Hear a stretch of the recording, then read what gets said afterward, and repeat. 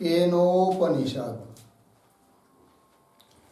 केनोपनिषद ग्रंथ में आज तृतीय मंत्र का प्रथम खंड में तृतीय मंत्र का विचार करना है। बराबर।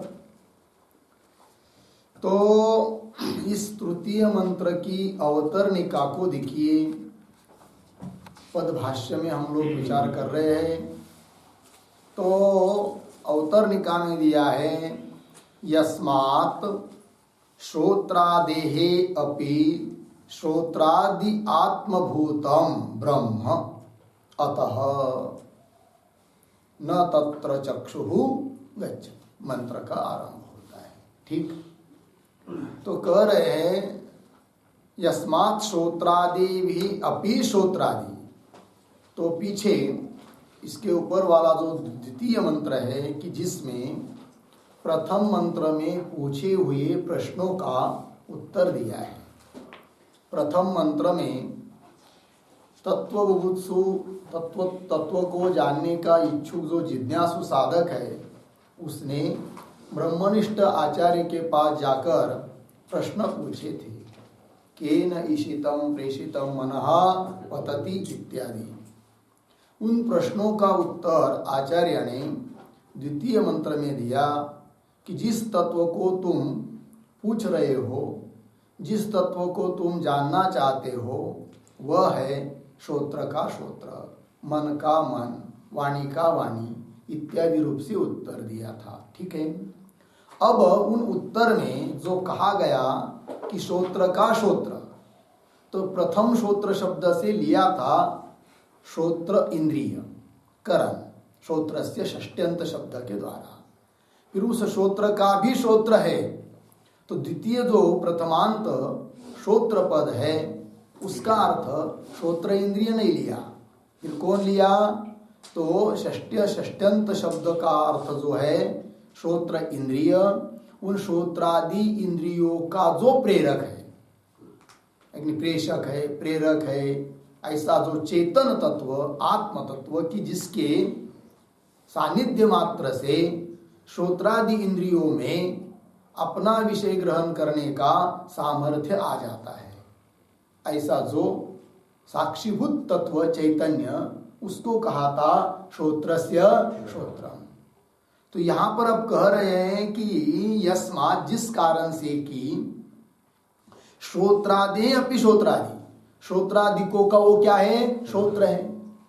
और उसी द्वितीय मंत्र का अभिप्राय निकला था कि अज्ञान काल में श्रोत्रादि जो करण समूह और कार्य जो देह, मतलब कार्यकरण संघात, स्थूल सूक्ष्म शरीर, जिसमें हम लोगों की अहम बुद्धि है अज्ञान काल में। किंतु जब शास्त्र ने, श्रुति ने बता दिया कि ये श्रोत्रादि करण या कार्यकरण का संघात ये तुम नहीं हो, अपितु इनको भी सत्ता जिनसे मिल रही है, वह है श्रोत्र का श्रोत्र अर्थात आत्मा, वही तुम हो। और उसी को आत्म रूप से जानना है। उसी द्वितीय मंत्र में कहा था अहंताम अतिमुच्च, देहादिक में अहंता को छोड़कर धीरा अस्मात् लोकात् प्रेत्यमृता भवन्ति ज्ञात्वा पद का अध्ययन भी किया था। तो कहने का तात्पर्य जो श्रोत्रादि का श्रोत्र है अर्थात आत्मा है, चेतन तत्व है, साक्षी ब्रह्म तत्व जिसको कहते हैं, कि वही अपना क्या है जी? स्वरूप है। और श्रोत्रादि कार्यकरण का संघात ये क्या है जी? ये कल्पित है, अध्यस्त है, अधिष्ठान इसका है चेतन तत्व। तो कार्यकरण का संघात जो देहादि समूह, ये तो हुआ क्या? अध्यस्त वस्तु ही। और इन अध्यस्त पदार्थों का, श्रोत्रादिकों का अधिष्ठान है कौन?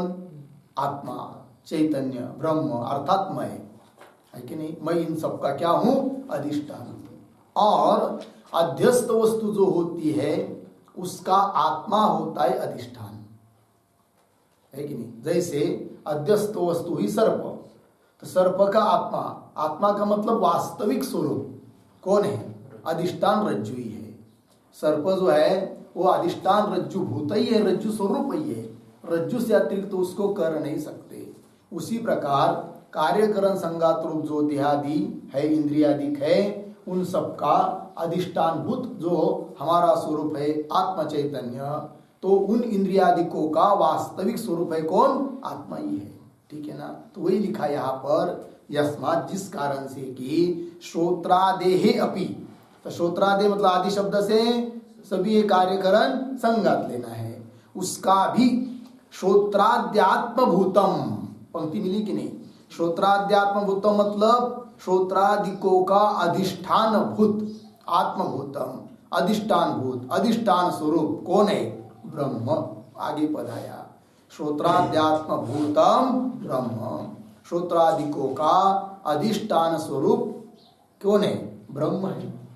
अर्थात ब्रह्म जो है वह वास्तविक स्वरूप है श्रोत्रादिकों का। श्रोत्रादिक का अतिरिक्त तो कोई स्वरूप है ही नहीं है, केवल भान मात्र है, अध्यस्त। जैसे रज्जु पर प्रतीत जो सर्प है, सर्प का वास्तविक स्वरूप है ही नहीं है, दिख रहा है इसलिए हम लोग मानते हैं, क्योंकि वो कल्पना मात्र है। उसका वास्तविक स्वरूप कौन है? रज्जु ही है। उसी प्रकार देहादिक जो कार्यकरण का संगात है यह अध्यस्त है, और इन अध्यस्त पदार्थों का अपना निजी वास्तविक स्वरूप यदि कोई है तो वो कौन है? अधिष्ठान तत्व ब्रह्म ही है। क्या लिखा? यस्मात् श्रोत्रादि अपि श्रोत्रादि आत्मभूतम ब्रह्म अतः। अब इसको हेतु दिया, अतः मतलब श्रोत्रादि अध्यस्त पदार्थों का वास्तविक स्वरूप अधिष्ठान भूत ब्रह्म ही होने से तत्र न चक्षुर गच्छति। अतः, अब देखिए, क्योंकि एक नियम होता है क्या कि किसी भी पदार्थ का अपने स्वरूप में कोई व्यापार नहीं होता है कि नहीं? क्या कोई भी पदार्थ हो उसका अपने स्वरूप में कोई व्यापार नहीं होता है, अपने को छोड़कर अन्य के प्रति व्यापार होता है कि नहीं? उदाहरण जैसे अग्नि है, जलाती है, ठीक है ना, किंतु अग्नि स्वयं को जलाती, अग्नि का स्वरूप क्या है? जलाना और प्रकाश देना। तो अग्नि स्वयं को जलाती है और स्वयं को प्रकाशित करती है, या अपने को छोड़कर अन्य पदार्थों को जलाती है और प्रकाशित करती है? तो अपने को छोड़कर अन्य पदार्थ, घटादि पदार्थ या काष्ठादि पदार्थ, उनको जलाती है और प्रकाशित करती है, अपने को नहीं। उसी प्रकार यहाँ पर श्रोत्रादि इंद्रिय जो कार्यकरण का संगात है, उनका वास्तविक स्वरूप ब्रह्म आत्मा होने से उस आत्मा को, ब्रह्म को वो जान नहीं सकते, क्योंकि उनका वो क्या है? स्वरूप है। और नियम क्या बताया? पदार्थ कोई भी हो अपने स्वरूप में उसका व्यापार नहीं होता है। तो श्रोत्रादि इंद्रिय आत्म तत्व को क्यों नहीं जानते, ब्रह्म को क्यों नहीं जानते हैं? इसलिए कि वो उनका स्वरूप ही ब्रह्म है। समझाने के लिए देखिए, चक्षुर इंद्रिय है, चक्षुर इंद्रिय घटादि को जानता है कि नहीं? जानता है, किंतु चक्षुर इंद्रिय के द्वारा चक्षुर इंद्रिय का ही अपना ही ज्ञान होता है क्या? नहीं होता है। इंद्रिय सब अतीन्द्रिय है कि नहीं? इंद्रियों का ज्ञान इंद्रियों को होता नहीं है, अपना स्वयं का तो होता ही नहीं है, किंतु हमारी इंद्रिय आपकी इंद्रियों को भी नहीं देख सकते हैं, क्योंकि इंद्रिय सब अतीन्द्रिय है। तो इंद्रियों का व्यापार अपने स्वरूप में होता है क्या? नहीं। तो इंद्रियों का दो स्वरूप हुआ, जैसे रज्जु पर प्रतीत हुआ जो सर्प, उसके दो स्वरूप, एक कल्पित स्वरूप, एक वास्तव स्वरूप। तो जो सर्प करके हम समझ रहे हैं वो उसका कल्पित स्वरूप है, और उसका वास्तव स्वरूप कौन है? रज्जु है। तो वो सर्प है कि नहीं? तो वास्तव स्वरूप जो अपना रज्जु, उसमें व्यापार नहीं करता है, न उस रज्जु को ध्वंस कर सकता है, न उसको विषारी बना सकता है, विषयुक्त बना सकता है, न कुछ कर सकता है। अपने स्वरूप में किसी का व्यापार होता नहीं है, ठीक है कि नहीं? उसी प्रकार यहाँ पर भी श्रोत्रादि जो इंद्रिय है, चक्षुरादि जो इंद्रिय है, तो उनके भी दो स्वरूप। तो जिनसे हम देख रहे हैं जो करण स्वरूप है, वो तो एक स्वरूप हुआ उसका अपना, वो कल्पित स्वरूप है। और उन इंद्रियादिकों का वास्तविक स्वरूप कौन है जी? अधिष्ठानभूत ब्रह्म। और वास्तविक स्वरूप जो ब्रह्म, आप देखिए श्रोत्रादि इंद्रिय, उनका जो अपना कल्पित स्वरूप है करण रूप इंद्रिय, उसको भी वो नहीं जान सकते हैं। तो उन इंद्रियादिकों का, श्रोत्रादि चक्षुरादि इंद्रियों का जो अधिष्ठानभूत ब्रह्म वास्तविक स्वरूप है ब्रह्म, उसको कैसे जान सकते हैं? अर्थात नहीं जान सकते हैं। लगा पंक्ति देखिए, यस्मात् श्रोत्रादेहे अपि, श्रोत्रादिकों का भी श्रोत्रादि आत्मभूतम, श्रोत्रादि का अधिष्ठान भूत, आत्मभूतम का अर्थ क्या है? अधिष्ठान भूतम कौन? ब्रह्म। अतः, ठीक है ना? तो अतः शब्द का अर्थ है श्रोत्रादेहे स्वरूपत्वात्, श्रोत्रादेहे स्वरूपत्वात्, श्रोत्रादिकों का स्वरूप ही होने से, कौन? ब्रह्म। ठीक है जी। स्वरूपत्वा, स्वरूप ही होने से क्या? आगे का मंत्र न तत्र चक्षु गच्छति इत्यादि। पुनः देखिए, यस्मात् श्रोत्रादि अपि श्रोत्रादि आत्मभूतम ब्रह्म, इस पर एक टिप्पणी लिखते हैं थोड़ी सी। अध्यस्तस्य ही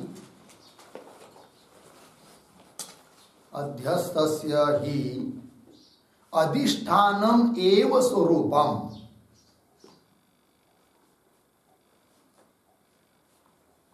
अध्यस्तस्य ही अधिष्ठानम एव स्वरूपम, आद्यन्तमध्येषु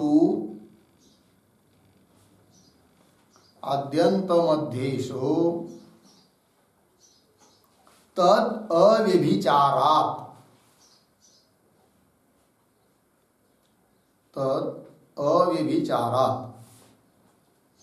अर्धविराम, स्वरूप विषयता च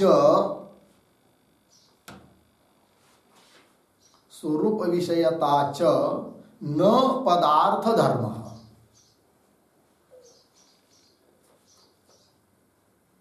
न पदार्थ धर्म। ठीक है जी, चलिए भाई अर्थ समझ लेंगे।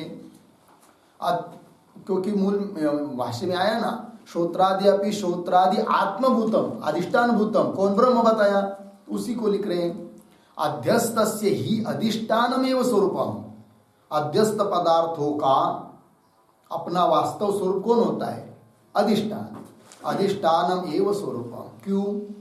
हेतु दिया, आद्यंत मध्येषु तद अव्यभिचारात्, है कि नहीं? आदि में, है कि नहीं? अंत में और मध्य में, तीनों भी काल में उस स्वरूप का व्यभिचार होता नहीं है। रज्जु के ऊपर सर्प प्रतीत होने के पहले आदि में भी रज्जु है, और जब रज्जु के ज्ञान से सर्प निवृत्त हो जाएगा तो भी क्या है? रज्जु ही है।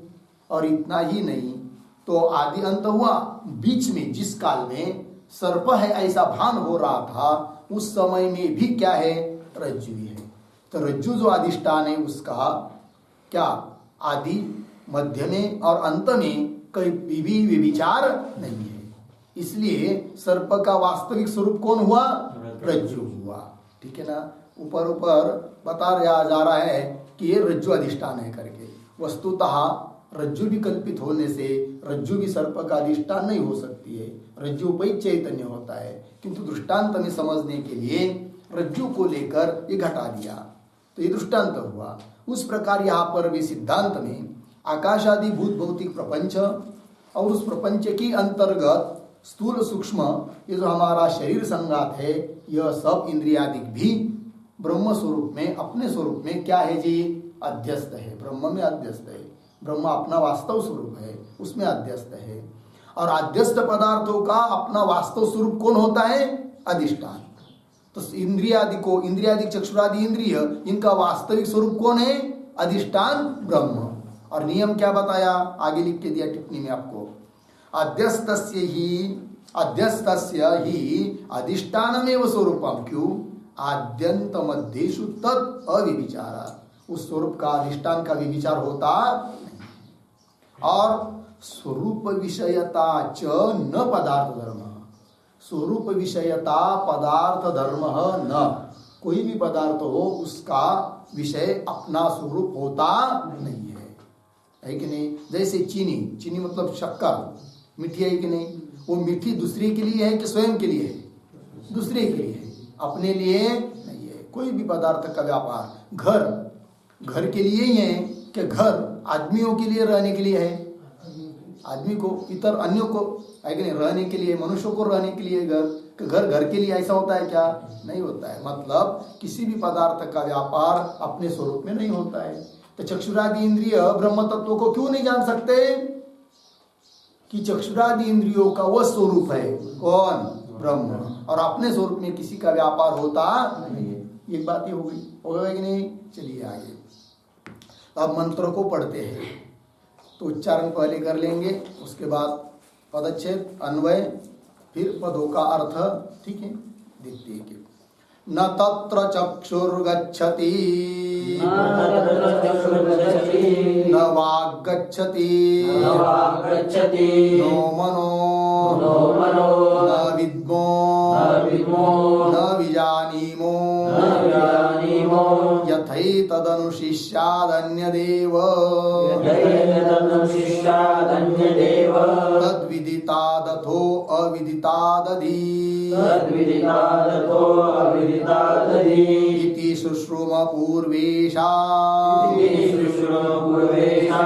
येनस्तद्व्याचचक्षिरे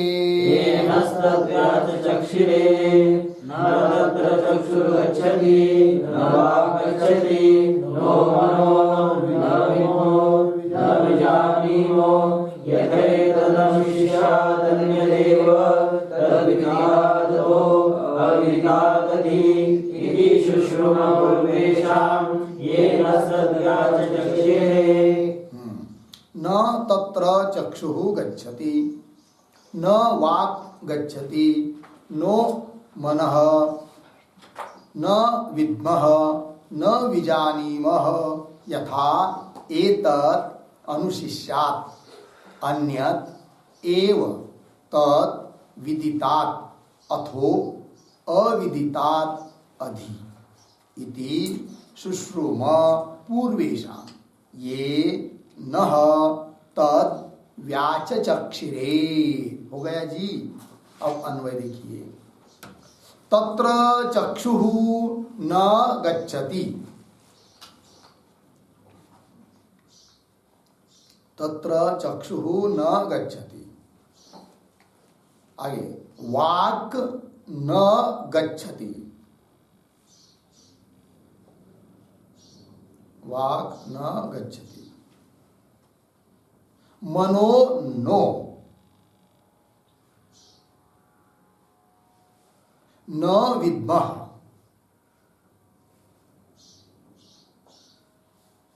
यथा एतत् अनुशिष्यात्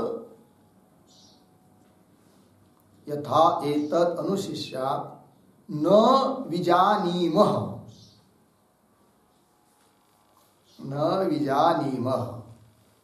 मिले पद। आगे तत् नीचे के मिला क्या? नहीं तत् अन्य देव के आगे तत्, उसके पीछे है अब अन्यत एव, तद विदितात् अन्य देव, इतना। तद विदितात् अन्यत एव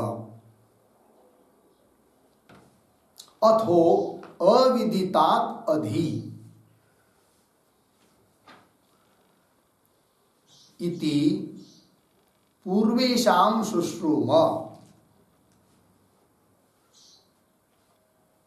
ये नः तद् व्याचचक्षिरे।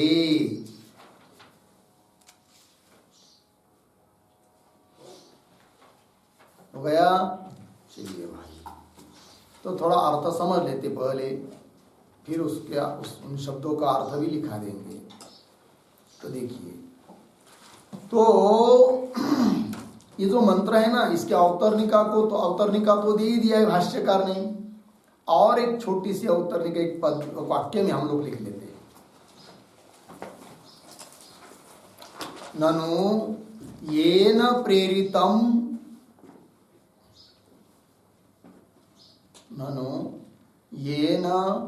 प्रेरितम सन्मनः मनः आदिकं गच्छति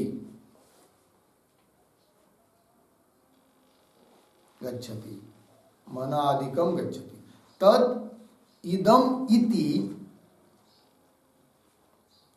तत् इदम इति इदंतया कुतः न प्रदर्शते,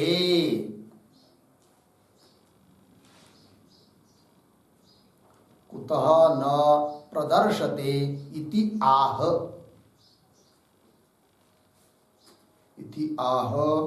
न तत्र चक्षु इत्यादि।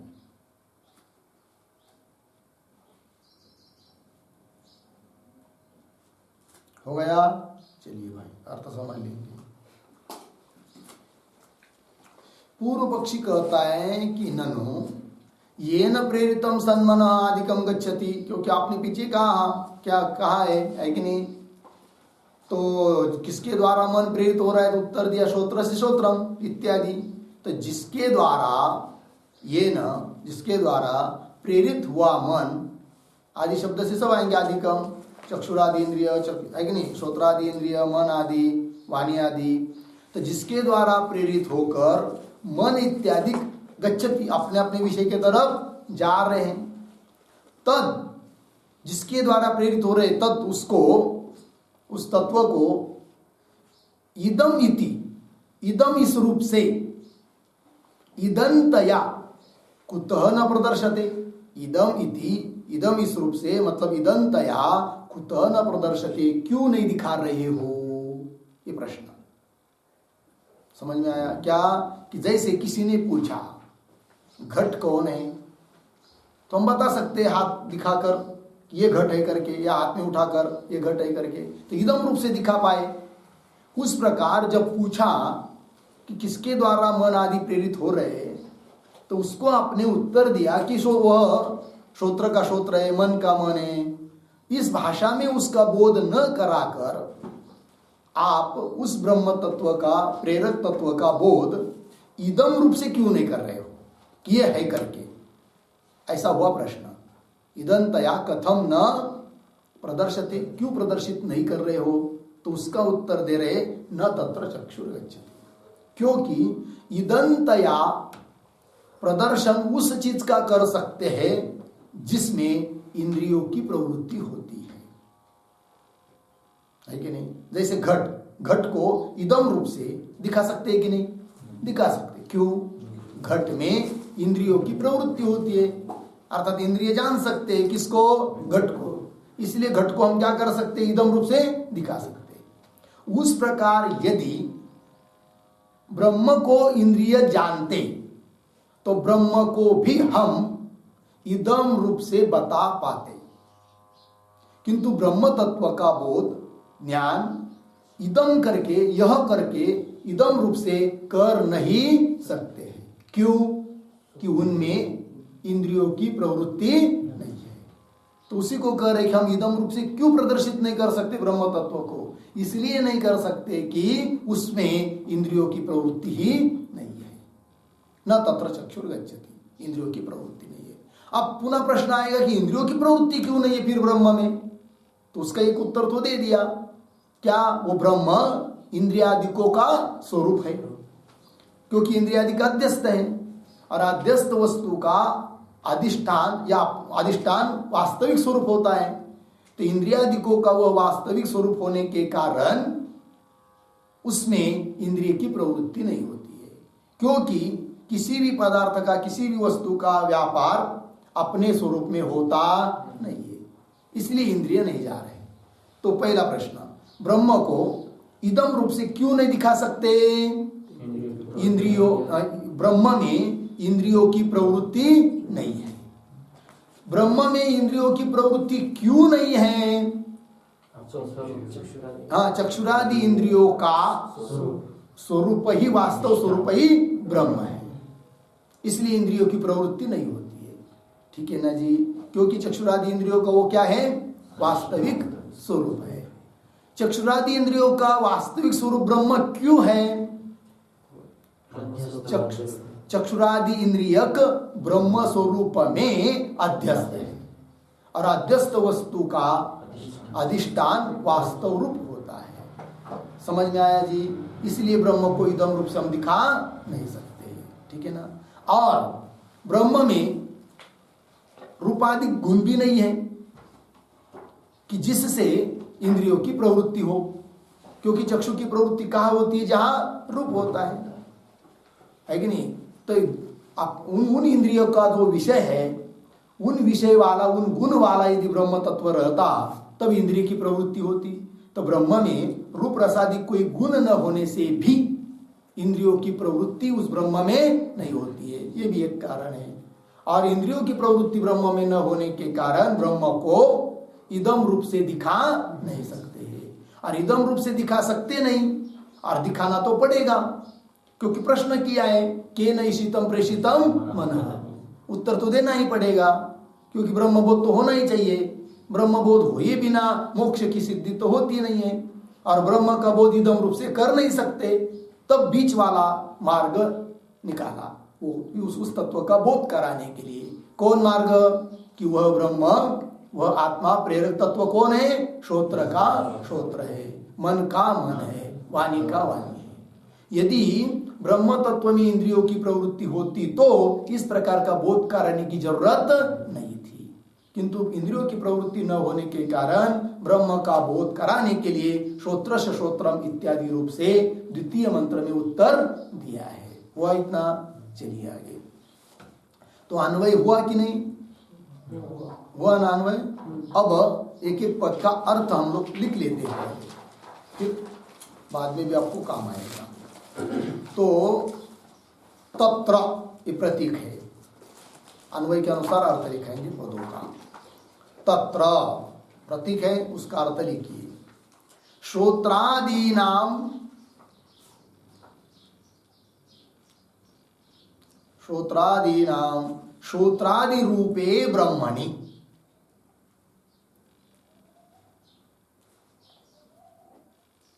श्रोत्रादि रूपे ब्रह्मणि, ठीक? चक्षु प्रतीक, चक्षु बराबर रूपग्राहकम चक्षुरिंद्रियम,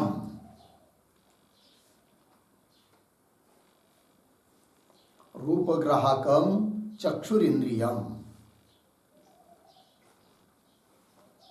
न गच्छति, प्रतीक न गच्छति प्रतीक है, बराबर न प्राप्नोति,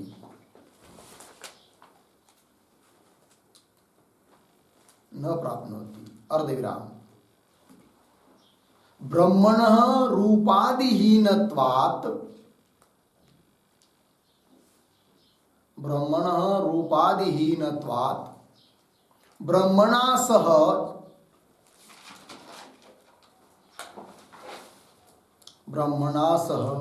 चक्षुषः संबंधाभावात्, चक्षुषः संबंधाभावात् अर्धविराम चक्षुः ब्रह्म प्रकाशयितुं, चक्षुः ब्रह्म प्रकाशयितुं न शक्नोति इति भावः, न शक्नोति इति भावः, ठीक? पूर्ण विराम। आगे प्रतीक लिखिए, कौंस में लिखिए पहले तत्र, प्रतीक में, तत्र कौंस में, फिर आगे लिखिए वाग।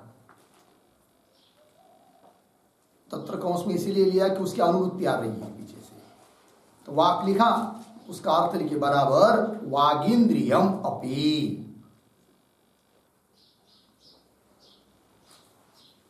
वागींद्रियम अपि। प्रतीक लिखिए न गच्छति, न गच्छति प्रतीक बराबर ब्रह्म बोधयितुं,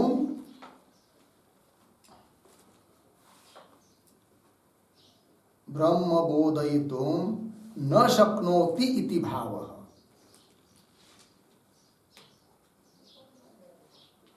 न शक्नोति इति भावः। पूर्ण विराम। थोड़ा कौंस में लिखेंगे जरा, ब्रैकेट में, कौंस में आगे। वाचा ही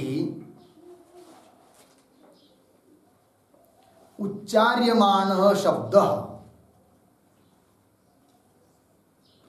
उच्चार्यमानः शब्दः अभिधेयं यदा प्रकाशयति,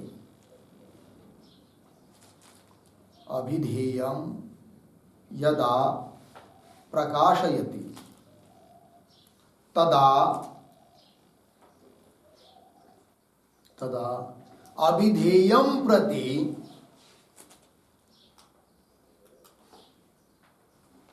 अभिधेयं प्रति वाक् गच्छति इति उच्यते। वाक् गच्छति इति उच्यते। पूर्णविराम। ब्रह्मणः तु इति उच्यते, हो गया ना, पूर्णविराम। आगे ब्रह्मणः तु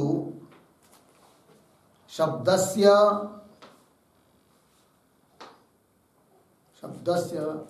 तज्जनक कारणस्य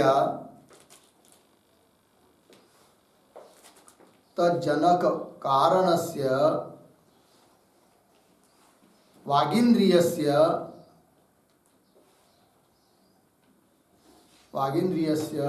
च आत्मत्वात्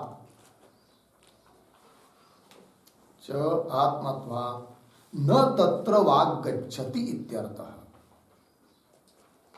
न तत्र वाक् गच्छति इत्यर्थः। पूर्णविराम। तथा च शब्दः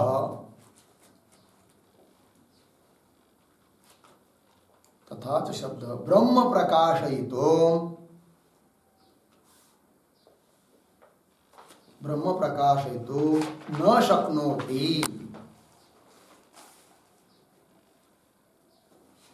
न शक्नोति। अर्धविराम। ब्रह्मणि शब्द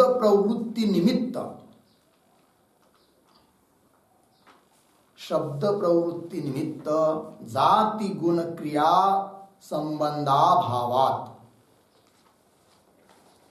शब्द प्रवृत्ति निमित्त जाति गुण क्रिया संबंधाभावात् अतः न तत्र वाक् गच्छति इत्यर्थः। अतः न तत्र वाक् गच्छति इत्यर्थः। पूर्णविराम। कंस बंद। न तत्र वाक् गच्छति इत्यर्थ हो गया। आगे प्रतीक लिखिए, कंस में लिखिए तत्र, कंस बंद। नो मनः, प्रतीकइए नो मनः, उसका अर्थ लिखेंगे बराबर, मनः अपि न गच्छति, मनः अपि न गच्छति। अर्धविराम। मनः अपि ब्रह्म ज्ञानं न जनयति, मनः अपि ब्रह्म ज्ञानं न जनयति इति भावः। न जनयति इति भावः। पूर्णविराम। कंस में लिखिए थोड़ा, मनो ही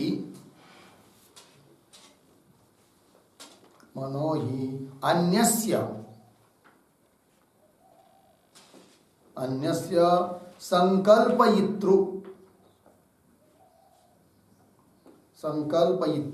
संकल्पयितृ भवति न आत्मनः,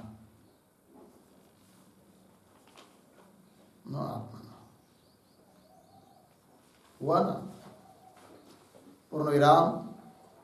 मनः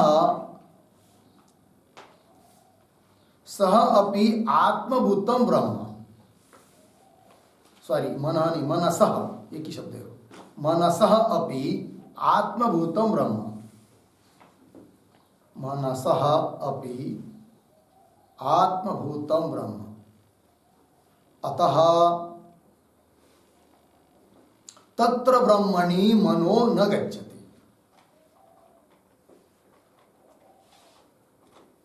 तत्र ब्रह्मणि मनो न गच्छति। पूर्ण विराम। तद ब्रह्म न संकल्पयति इत्यर्थः। ब्रह्म न संकल्पयति इत्यर्थः। पूर्ण विराम कंस बंद। ठीक, आगे प्रतीक लिखेंगे। न विद्मः,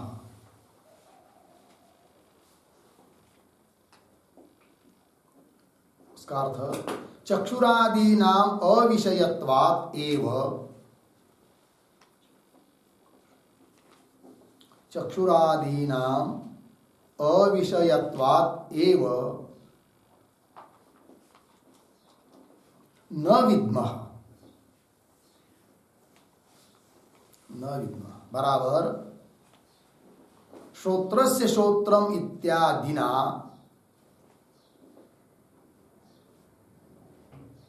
श्रोत्रस्य श्रोत्रम इत्यादिना उक्तोपदेशम अंतरेण,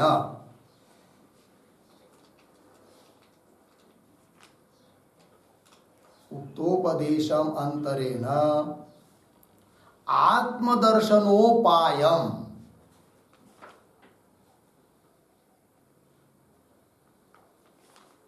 आत्मदर्शनोपायम स्वबुद्ध्या वयम न जानीमः।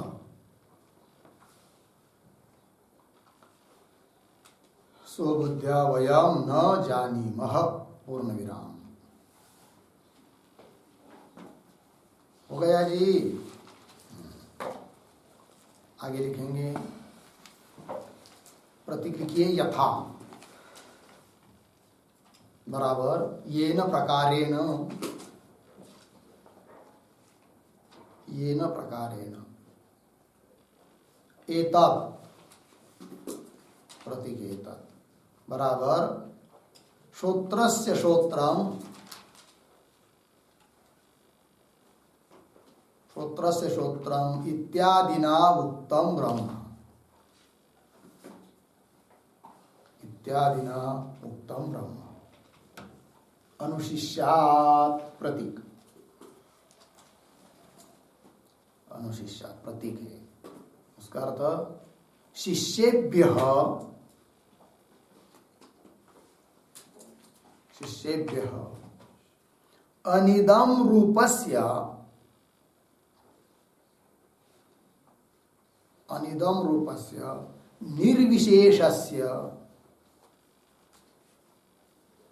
निर्विशेषस्य सर्वसाक्षिणः ब्रह्मणः, सर्वसाक्षिणः ब्रह्मणः इदन्तया, इदन्तया कश्चन आचार्यः, कश्चन आचार्यः उपदिशेत्, इदन्तया कश्चन आचार्यः उपदिशेत् इति, इति। आगे प्रतीक लिखिए न विजानीमः। क्या हुआ, कुछ बाकी है लिखना। प्रतीक लिखिए फिर आगे न विजानीमः बराबर विशेषतः शास्त्राचार्योपदेशतः अपि,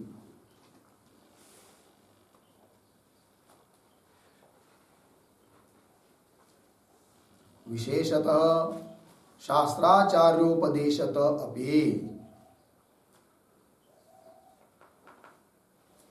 तम प्रकारम, तम प्रकारम कौंस में लिखिए इदन्तया उपदेश प्रकारम, इदन्तया उपदेश प्रकारम कौंस बंद न अधिगच्छामः, न अधिगच्छामः।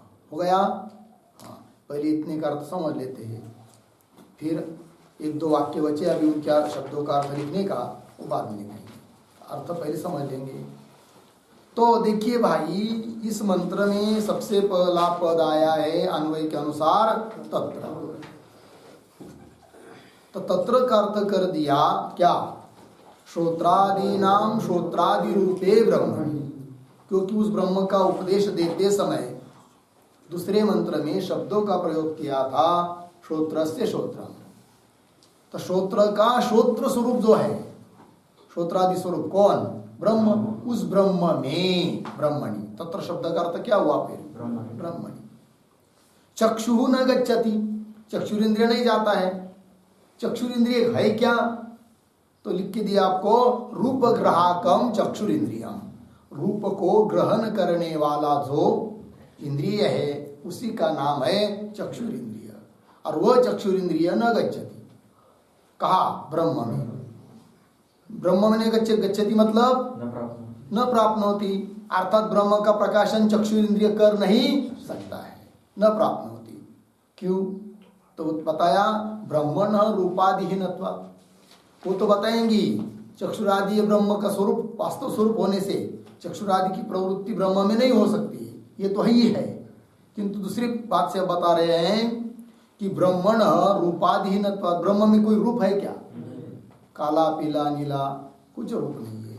तो रूपादि रहित होने के कारण ब्रह्मणा सह चक्षुष संबंधाभावात्, ब्रह्म के साथ चक्षुरिंद्रिय का क्या संबंध ही नहीं हो सकता है। जैसे चक्षुरिंद्रिय का और घट का क्या होता है? संबंध होता है। तो संबंध हो जाता है तब चक्षुरिंद्रिय के द्वारा घट का ज्ञान होता है। उस प्रकार चक्षुरिंद्रिय के द्वारा ब्रह्म का ज्ञान नहीं हो सकता, क्योंकि चक्षुरिंद्रिय और ब्रह्म का संबंध ही नहीं होगा। क्यों? चक्षुरिंद्रिय और ब्रह्म का संबंध क्यों नहीं होगा? तो ब्रह्म में रूपादि कोई गुण नहीं है। रूपादि यदि कोई रहता है कि नहीं, तब चक्षु का ब्रह्म के साथ क्या हो पाता? संबंध हो पाता। संबंध नहीं हो रहा है, इसीलिए चक्षुरिंद्रिय के द्वारा ब्रह्म का प्रकाशन हो नहीं सकता है। वही लिखा, ब्रह्मण रूपादिहीनत्वात् ब्रह्मणा स चक्षुष संबंधाभाव, संबंध का अभाव होने के कारण चक्षु ब्रह्म प्रकाशयितुम न शक्नोति, चक्षुरिंद्रिय ब्रह्म का प्रकाशन करने के लिए समर्था नहीं है। प्रकाशयितुम न शक्नोति इति भाव हो गया। पहले वाक्य का अर्थ हुआ भाई तत्र चक्षु न गच्छति। उसके बाद मंत्र में आया है न वाग गच्छति। अन्वय क्या था? वाग न गच्छति। कहाँ पर? तत्र, क्योंकि शुरू में जो तत्र पद आया उसकी पुनः इधर क्या लानी है? अनुवृत्ति लाना है। तो वही लिखा है आपको, तत्र कंस में लिया अनुवृत्ति आई है। तो वाक न गच्छति, तो वाक मतलब क्या? तो वाक का अर्थ कर दिया है वागेंद्रियम, वाणी रूप इंद्रिय, कर्मेंद्रिय। तो इससे क्या सिद्ध हो रहा है? चक्षु न गच्छति, चक्षु को उपलक्षण मानकर किसी भी ज्ञानेंद्रिय की प्रवृत्ति ब्रह्म में नहीं हो सकती है। इस बात का बता दिया, इस बात को बता दिया। ठीक है जी, ज्ञानेंद्रिय का विषय ब्रह्म नहीं है। और न वाग गच्छति, इस वाक्य में वाक, वाणी ये कर्मेंद्रिय है। तो वाक न गच्छति इस वाक्य से वाक को उपलक्षण मानकर कोई भी किसी भी कर्मेंद्रिय की प्रवृत्ति ब्रह्म में नहीं होती है, ये तात्पर्य। ठीक, तो वाक का मतलब लिखा वाग इंद्रियम अपि न गच्छति। न गच्छति मतलब ब्रह्म बोधयितुम न शक्नोति, वाणी भी ब्रह्म का बोध करा नहीं सकती है। न गच्छति हुआ कि नहीं? अब थोड़ा सा यहाँ किसी को प्रश्न हो सकता है कि भाई चक्षुरिंद्रिय तो अपने विषय की तरफ जाता हुआ दिखाई देता है। आँख खोल दिया, सामने घट के पास या वृक्ष तक पहुंच गया, कौन? चक्षुरिंद्रिय, तो जाता हुआ दिखाई देता है। किंतु उस प्रकार वाणी भी कहीं जाती है ऐसा तो दिखाई नहीं देता। तब कैसा कर रहे हो कि वाक न गच्छति, निषेध कर रहे हो। और निषेध किस चीज का होता है? जो प्रसक्त है, प्राप्त है, प्राप्त का निषेध होता है। वाणी यदि जा ही नहीं सकती है तो उसको न गच्छति ऐसा करके निषेध क्यों कर रहे हो? शंका होगी कि नहीं? तो उसका उत्तर दे रहे कि भाई वाणी का अपने विषय के प्रति जाना मतलब क्या, इसको पहले समझ लो। और ये जब समझ में आएगा तब समझ में आएगा कि वाणी ब्रह्म में नहीं जा सकती है, ब्रह्म का प्रकाशन नहीं कर सकती है। तो वाणी का अपने विषय के प्रति जाना मतलब क्या? तो आपको लिख के दिया कौन में देखिए, वाचा ही उच्चार्यमान शब्द, वाणी के द्वारा शब्द का उच्चारण होता है कि नहीं? तो वाणी के द्वारा जिस शब्द का उच्चारण हो रहा है वह शब्द अपने शक्यार्थ को प्रकाशित करता है कि नहीं? जैसे घट, ये शब्द उच्चारण हुआ तो घट शब्द सुनते ही घट शब्द क्या कर देता है? तो घट शब्द का जो शक्यार्थ है उसका बोध करा देता है सुनने वाले को, ठीक है ना? तो क्या हुआ फिर? वाणी के द्वारा उच्चारित जो शब्द, वह शब्द जिस अर्थ का प्रकाशन कर रहा है शक्ति वृत्ति से, उस अर्थ में वाणी गई, ये कहा जाता है। फिर वाणी का जाना मतलब क्या?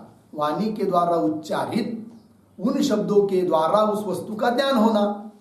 तो वाणी के द्वारा उच्चारित जो घट पट आदि शब्द है, वे शब्द अपने अपने विषय का ज्ञान करा देते हैं ना, इसका मतलब वाणी वहां जा रही है।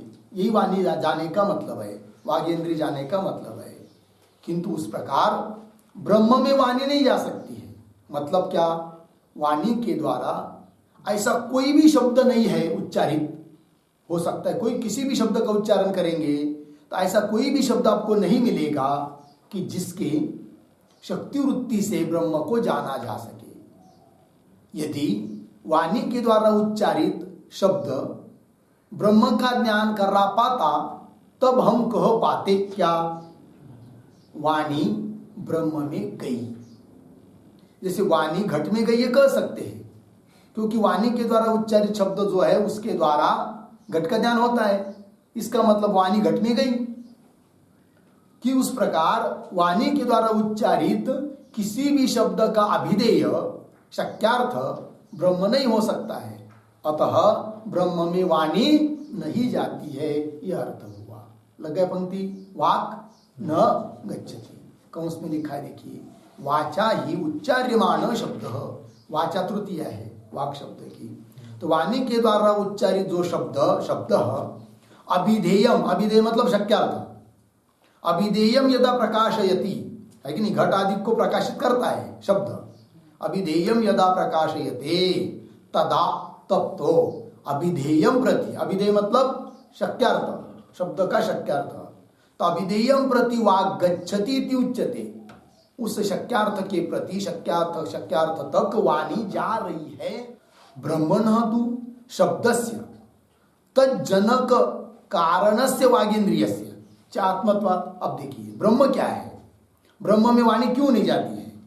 तो ब्रह्म में वाणी इसलिए नहीं जा रही है क्योंकि शब्द और शब्द का कारण वागेन्द्रिय। कौन कौन? दो कौन हुए यहाँ? शब्द और शब्द जिससे उच्चारित हो रहा है, ऐसा कारण कौन? वाणी। और ये सब अध्यस्त है, शब्द भी अध्यस्त है, वाणी भी अध्यस्त है। और अध्यस्त पदार्थों का अपना निजी स्वरूप होता है कौन? अधिष्ठान। और अधिष्ठान है ब्रह्म। तो शब्द और शब्द का कारण वाक इंद्रिय, इन दोनों का भी अपना वास्तव स्वरूप ब्रह्म है, क्योंकि वो अधिष्ठान है। और अपने स्वरूप में किसी पदार्थ की प्रवृत्ति होती नहीं है, इसलिए वाणी नहीं जा रही है। किसमें? ब्रह्म में। ये एक बात हुई। और किसी भी शब्द का अभिधेय शक्यार्थ ब्रह्म नहीं बनता है, इसलिए वाणी ब्रह्म में नहीं जा रही है। हो गया? पंक्ति देखिए, ब्रह्मणः तु, ब्रह्म का तो क्या? शब्दस्य तज्जनक, शब्द जनक कारणस्य, शब्द जनक का कारण कौन? वागेन्द्रिय। वागेन्द्रियस्य च आत्मत्वात्, आत्मत्वात् मतलब स्वरूपत्वात्, ब्रह्मणः स्वरूपत्वात् मतलब ब्रह्म का ये स्वरूप है। ब्रह्म ही स्वरूप है किसका? शब्द का और वागेन्द्र, शब्द का और वागेन्द्रिय का स्वरूप है, आत्मा है। कौन? ब्रह्म। पंक्ति लग रही ना? आत्मत्वात् न तत्र वाक् गच्छति, इसलिए तत्र उस ब्रह्म में वाक न गच्छति, नहीं जाती है इत्यर्थः। तथा च शब्दः ब्रह्म प्रकाशयितुं न शक्नोति, शब्द ब्रह्म का प्रकाशन कर नहीं सकता है। न शक्नोति बोलेंगे क्यों? ध्यान दीजिए। जैसे व्यवहार में शब्द के द्वारा पदार्थों का बोध होता है कि नहीं? घट पट मठ इत्यादि, है। घट पद उच्चारण किया तो घट अर्थ का बोध हो जाता है, पट पद सुना तो पट अर्थ का बोध हो जाता है।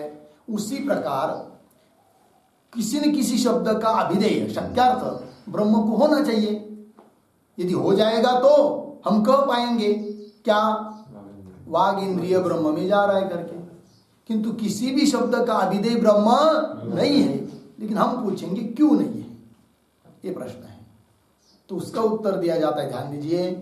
तो व्यवहार में जितने भी शब्द है तो शब्दों के द्वारा अपने अपने अर्थ का बोध हो रहा है कि नहीं। अपना अर्थ का बोध शब्द क्यों कराता है, शब्द क्यों अपने अर्थ में जा रहा है, तो अर्थात शब्द का प्रवृत्ति निमित्त कौन है। शब्द अपने अर्थ का बोध कराता है तो उसका कोई न कोई प्रवृत्ति निमित्त होता है। क्या जी, प्रवृत्ति निमित्त, जिस निमित्त को लेकर शब्द अपने अर्थ में जाता है वो प्रवृत्ति निमित्त। और ऐसे प्रवृत्ति निमित्त 4 हैं। कौन कौन? जाति, गुण, क्रिया और संबंध। ध्यान दीजिए, शब्दों का प्रवृत्ति निमित्त कौन कौन है? 4। कौन कौन? जाति, गुण, क्रिया और संबंध। उदाहरण समझा देते, जैसे ब्राह्मण, ये शब्द प्रयोग किया, ब्राह्मण किंवा क्षत्रिय। तो इस ब्राह्मण शब्द का ब्राह्मण बोध व्यक्ति का बोध कराने के लिए शब्द प्रवृत्त हो रहा है, किंतु उसकी प्रवृत्ति के निमित्त कौन है यहाँ पर? जाति है, ब्राह्मणत्व जाति है। किसी क्षत्रिय के लिए ब्राह्मण शब्द का प्रयोग नहीं होगा क्योंकि उसमें ब्राह्मणत्व जाति नहीं है। तो ब्राह्मण शब्द का प्रवृत्ति निमित्त कौन हुआ? जाति है। ठीक है ना, जाति बताया उदाहरण। जाति के बाद उदाहरण गुण। शब्द के प्रवृत्ति निमित्त कई कई गुण भी होता है। उदाहरण समझ लीजिए, कृष्ण घट है कि नहीं, या रक्त घट। तो रक्त, कृष्ण, काला, लाल, पीला इत्यादि शब्द जो प्रवृत्त हो रहे अपने अर्थ का बोध कराने के लिए, उनका प्रवृत्ति निमित्त कौन है? यहाँ गुण है। काला, पीला, नीला ये क्या है? गुण है। तो गुण भी प्रवृत्ति का निमित्त होता है, हुआ कि नहीं। कभी कभी जाति, गुण और क्रिया, क्रिया भी क्या होती है? प्रवृत्ति निमित्त होती है। बोलिए उदाहरण, क्या उदाहरण हो सकता है? उदाहरण जैसे पाचक, ये शब्द है। पाचक मतलब पकाने वाला, मतलब पाचन रूप क्रिया को करने वाला है कि नहीं, रसोई बनाने वाला। तो क्रिया कर रहा है कि नहीं, तो वहां पर पाचक शब्द का प्रयोग किसी भी व्यक्ति के लिए होगा क्या? नहीं, उसी के लिए होगा जिसमें पाचन रूप क्रिया है। तो यहाँ पर शब्द का प्रवृत्ति निमित्त कौन हुआ? क्रिया। ठीक है। कभी संबंध भी होता है। उदाहरण राजपुरुष, क्या शब्द प्रयोग हुआ जी? राजपुरुष। तो राजपुरुष इस शब्द का प्रयोग किसी भी व्यक्ति के लिए होगा क्या? नहीं होगा। किसको होगा फिर? जो राजा के संबंधी है कि नहीं, उसके लिए प्रयोग होगा क्या? राजपुरुष। तो यहाँ पर शब्द राजपुरुष, इस शब्द के प्रवृत्ति का निमित्त कौन हुआ? संबंध हुआ। तो बात समझ में आई। शब्द के प्रवृत्ति का निमित्त 4 बताया, जाति, गुण, क्रिया और संबंध। ठीक है। कहीं पर भी इन 4 में से कोई न कोई प्रवृत्ति निमित्त रहेगा, तभी शब्द अपने अर्थ का बोध कराएगा, अन्यथा। अब ब्रह्म किसी भी शब्द का अभिधेय नहीं है, किसी भी शब्द का वाच्य नहीं है। अर्थ क्यों? कि वहां पर ब्रह्म में ऐसा कोई प्रवृत्ति निमित्त नहीं है कि जिसको लेकर शब्द उस ब्रह्म का बोध करा पाए, है कि नहीं। तो ब्रह्म में न कोई जाति है, न गुण है, न क्रिया है, न संबंध है। तो शब्दों का जो प्रवृत्ति निमित्त बताया है, उनमें से कोई भी ब्रह्म में न होने के कारण किसी भी शब्द का अभिधेय ब्रह्म हो नहीं सकता है कि नहीं। और ब्रह्म अभिधेय नहीं हो रहा है किसी भी शब्द का, अर्थात ब्रह्म में वाणी नहीं जा रही है। तत्र वाक न गच्छति। बात हो गई, वही दिया है टिप्पणी में, लिखा है ना। तथा च शब्द ब्रह्म प्रकाशयितुं न शक्नोति। क्यों? ब्रह्मणि शब्द प्रवृत्ति निमित्त, शब्द के प्रवृत्ति का निमित्त जो जाति, गुण, क्रिया संबंधाभाव, अतः न तत्र वाक् गच्छति इत्यर्थ। इसलिए ब्रह्म में वाणी जाती नहीं है। हो गया जी। तो मंत्र में तत्र न तत्र चक्षुर्गच्छति न वाक् गच्छति इतना व्याख्यान हुआ, इतना विचार हम लोगों ने किया। अब मंत्र के आगे के कुछ शब्दों का विचार हम लोगों का भी करना बाकी है, किंतु इसका विचार हम लोग कल करेंगे। ओम पूर्णमदः पूर्णमिदं पूर्णात् पूर्णमुदच्यते पूर्णस्य पूर्णमादाय पूर्णमेवावशिष्यते। ओम